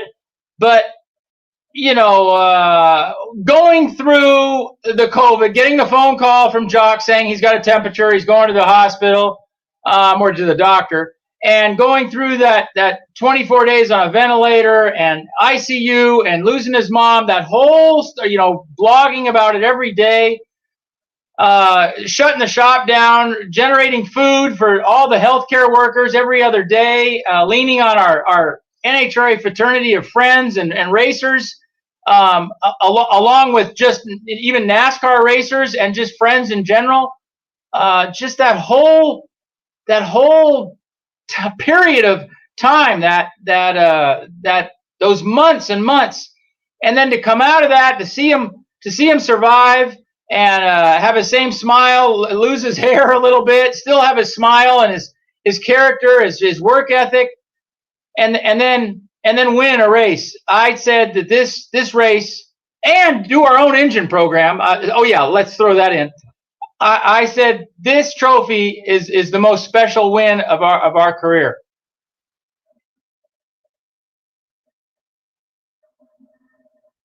Lee. Sorry, I keep doing it. I know. I got more ice during the break. I did. Go ahead, Steve. Get some ice. There we go. Yes. It's right on our ice. Yes. Hold on. I just lost some ice too. It just came out. I was just getting some ice. I was just getting something to drink. All right. What? So, Steve, you mentioning engine program. That's funny stuff, man. You mentioning engine program. The performance level, it seems like, in pro stock motorcycle across the board has just taken a swing up all of a sudden. and people are running extremely fast.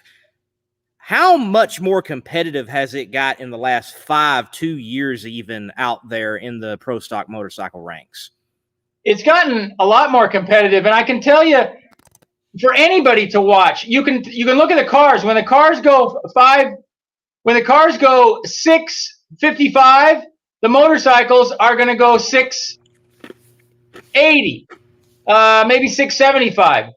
This weekend we went a thousandths under 0.2 slower than the cars. So I think the cars went a 53. I think low was a 72. So 1900s, and basically 0.2. But the motorcycles have definitely picked up some performance. And I did a Facebook Live a little while ago, and a lot of people were complaining about the Harleys, which is now the Vance and Hines team. They've rebranded their motorcycles and their engine and blah blah blah blah blah. We all knew that the bodywork that they had on there was not aerodynamic, and if they put some EBR, Eric Buell Racing bodywork on their bikes, they would haul the mail. We just didn't know how fast they would go, and they definitely showed it this weekend. They went 203. So Matt is probably the fastest on the V twins, and he went, I think, 202. He's got 22 passes or something that I saw, or Jock told me about. It's over 200 miles an hour. Angel's on a Suzuki, the brand new 4-valve Suzuki that Vance and Hines has built, and the War team has, and just a handful of people have, and it's a very sophisticated, high-level finger follower type cylinder head. And then you got Chris Bostic and we have the monster 4-valve cylinder head. We haven't run those big speeds, so but we work on a different part of the track. So to answer your question, it's extremely competitive. How about that 4-wide final, man? That final was really cool, and even the semis. Matt Smith, 4 championships. Eddie Krawick, I think 4 championships, and Andrew Hines 6 championships. So it's like 14 championships in 3 lanes. And then Joe Schmuckknuckle, me, I'm there, with 0 championships. But that was a star-studded semifinal round, and to transfer past that shows you what kind of game you better bring to the races if you think that you're going to try to have an opportunity to be in the final. Definitely a stacked final for sure. It was great. And hey, you came out on top, man. That was cool. I heard Matt was at the races testing on Monday. I guess a lot of people, a fair amount of people were testing, and that's one thing that guy does not give up. They've got lots of resources. Sounds like they got a shop that's filled with stuff. They got a little bit of a bank account, and then the Vance and Hines people obviously have that. They don't complain at all. But Matt complains enough for everybody. But it's ironic. It's like he has all this power to run all this mile an hour, but he complains that the sanction body gave the 4-valves too much. And I'm like, we don't even run 200 miles an hour. Clearly, you have more power than us. If you did your homework, you might be able to figure out how to go down the track. And I know that might sound aggressive, but it's like, what I'm trying to say. He's always pointing the finger at everybody but himself. But when he points the finger like this, there's these 3 fingers are pointing right back at him. So that's the problem. Is not where the finger's pointing, it's where the 3 fingers are pointing. That's where the problem is. Well, Sam, I was going to ask about what Matt said earlier in the year, but I don't have to ask no more. Steve already went there. I think that question was answered. I think it was very quickly.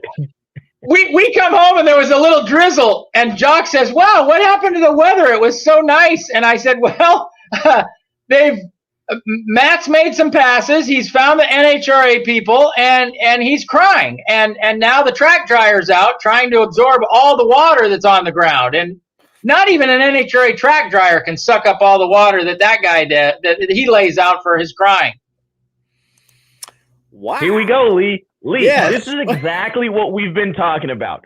Our sport needs a little bit of controversy. Wow. Well, Christmas cards are not going those ways. I can tell you that.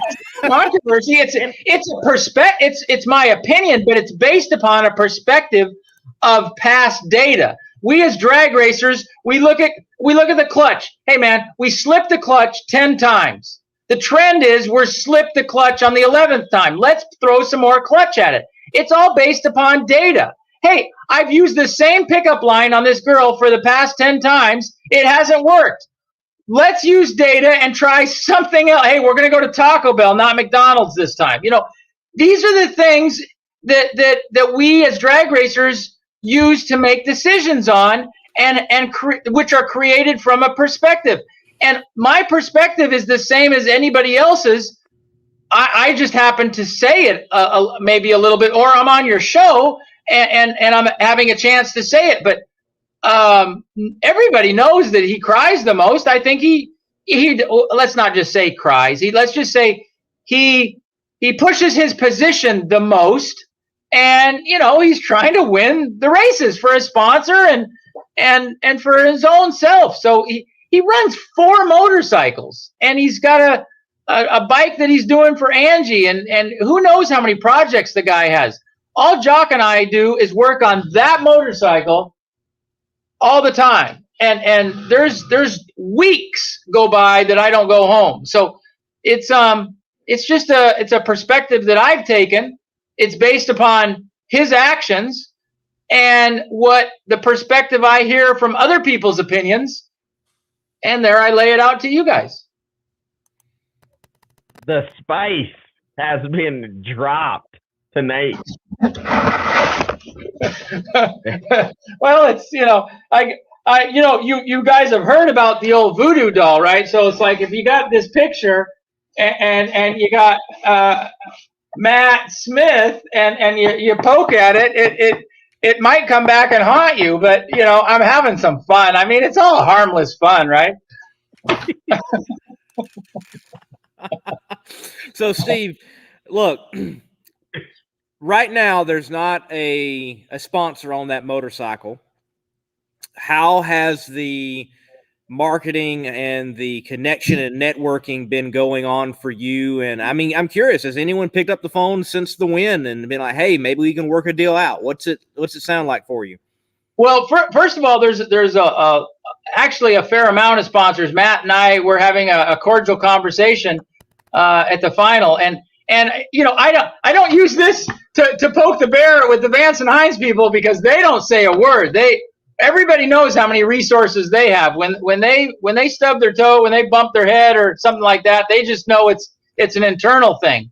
They have more resources than all of us put together. So and they're still bad to the bone, and they've had some problems. So when they flex their muscles, when they go they have Eddie Krawick's the king of speed right now, and he goes 203. So he literally goes 5 miles an hour faster than we do. So they have plenty of power and plenty of resources. So but you just don't hear them complain, and it's just a unique perspective. Having said that, we do have sponsors. Our biggest sponsor is Mac Rack, and they have an engineered solution for racking systems, for those 1 million square foot buildings, or even the 200,000 square foot buildings. They repair the racking systems, and they even provide solutions and engineering for those. And then I have a plumbing company, Tony Toll, that has been just a great follower. Kenny and Robin Brady. They have a air conditioning contracting company. You see the theme here, Slick 50. The engine's in the pan. When you start your car, this treats the parts, and it protects them during startup. And Bob Button, he's powered by the greatest employees on the planet. So it's, we have my buddy Chris Dalton. he's a sponsor, and now he comes to the races and helps us. So he's really he's flexing his muscles in the machine shop, but he's also coming to the races, and he does the left side of the motorcycle. So Jock does the right side, he does the left side. So these sponsors, along with all the contingency sponsors and oil. I've got my oil people right here. It's high performance lubricants, and all these people making parts for this monster cylinder head. You can't buy these parts. Before you just couldn't buy these parts. Now APE's got parts. Webcam's got parts. I use electron carburetors. Everybody's got electronic fuel injection and some fancy, sophisticated blah blah blah, and we just have plain old carburetors and an MSD MC4 ignition.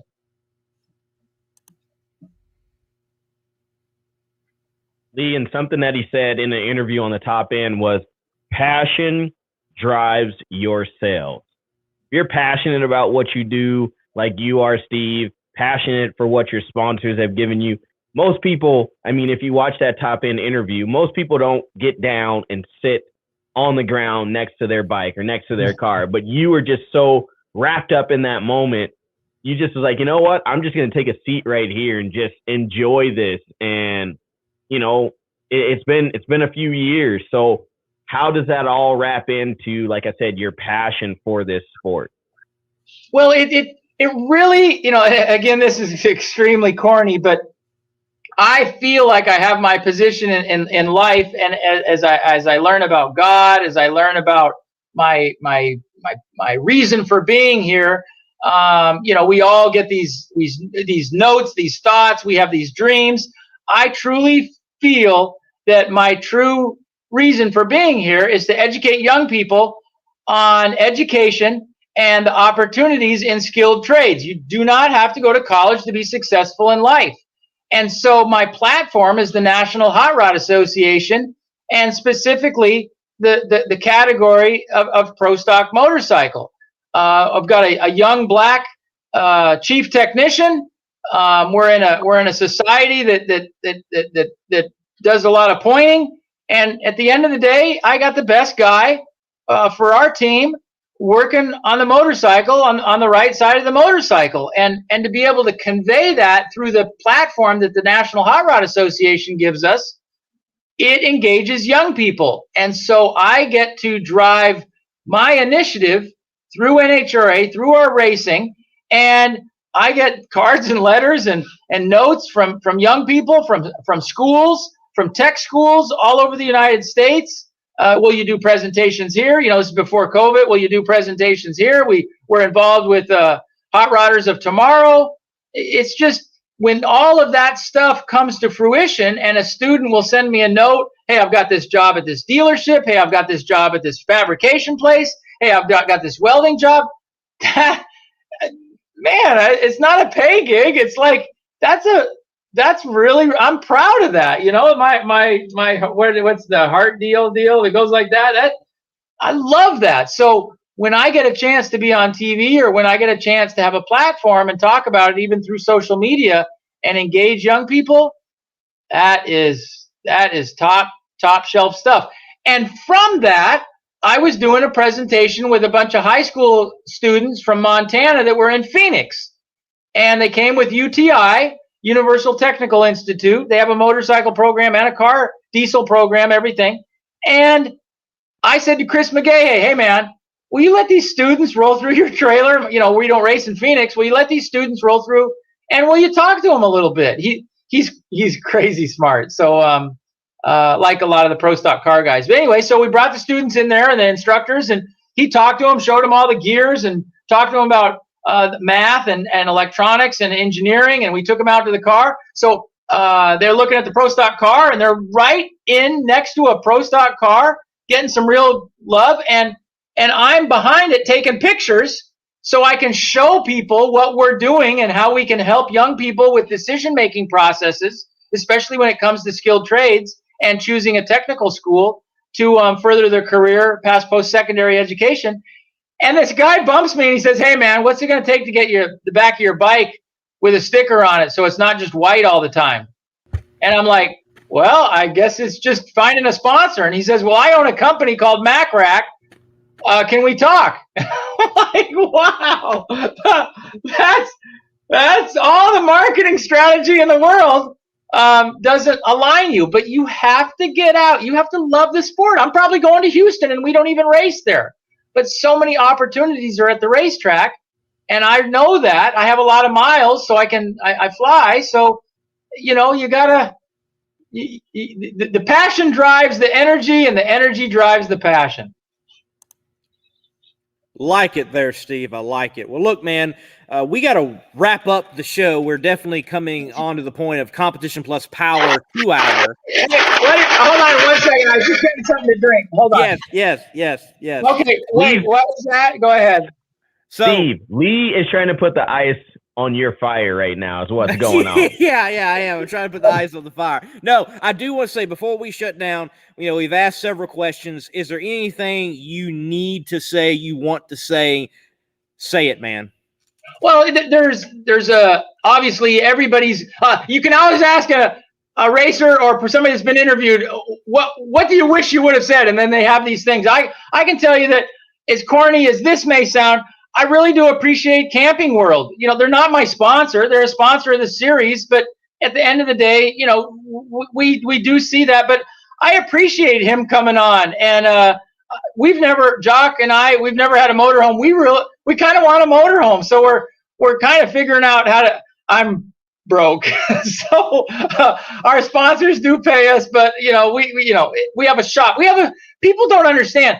I have a 10,000 square foot facility. And this is it's not the Taj Mahal by any means, but it's like our tractor trailer's out here. It's dark in here right now, so you can't really see it, but I guess the tractor trailer's right there, and we've got a shipping office and stuff, which doesn't dictate the fact that you have a legitimate race place, but it's like.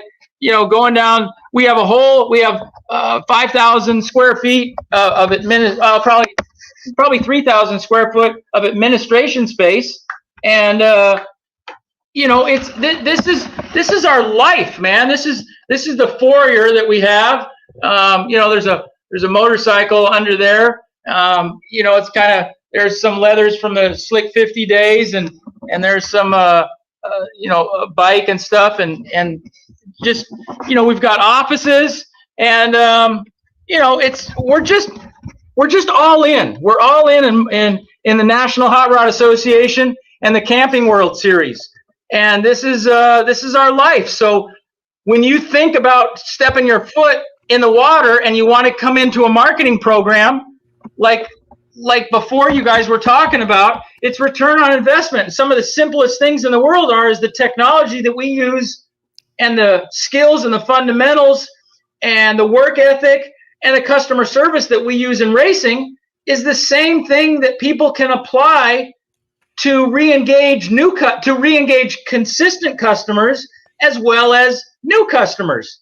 These are the things that you should be looking at that will allow you to make a decision on who's going to do your service work, who's going to do your tax work, who's going to do your building, whatever it may be. Racing is such a great platform to be able to convey what the culture of that company is, because the racing is on TV, and that culture, that work ethic that Steve Johnson Racing has, in all seriousness, is going to be of value to somebody, because we have a standard that we live by. We try to be fantastic human beings. We try to be compassionate. We're very diverse. And those are the things that I think corporate America look at. When people make decisions and they can use our platform as the reason why they made that decision, then it becomes an added value and a value proposition to that company. And then that becomes a value that can kick back financially as sponsorship. And those are the kinds of things, small or big. John Forrest is done real well at it. Lots of people have done real well at it. We did real well at it. I just got too involved in a motorcycle racing program that the engine absorbed everything. So we're going to stick our foot in the water again and try to be more engaging.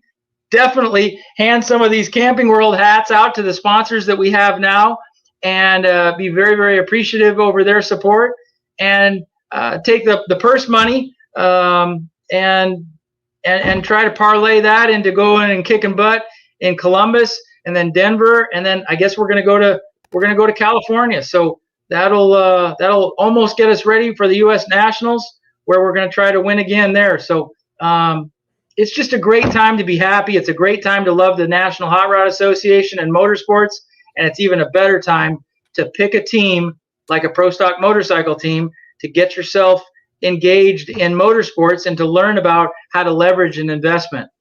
Our deal starts at anywhere from $25,000 on up, and you can get a hold of me, Steve at Steve Johnson Racing. Boom, there it is. There it is. Well, Steve, look, thank you for your time, man. Enjoy it as always, and I'll let you get back to your ice.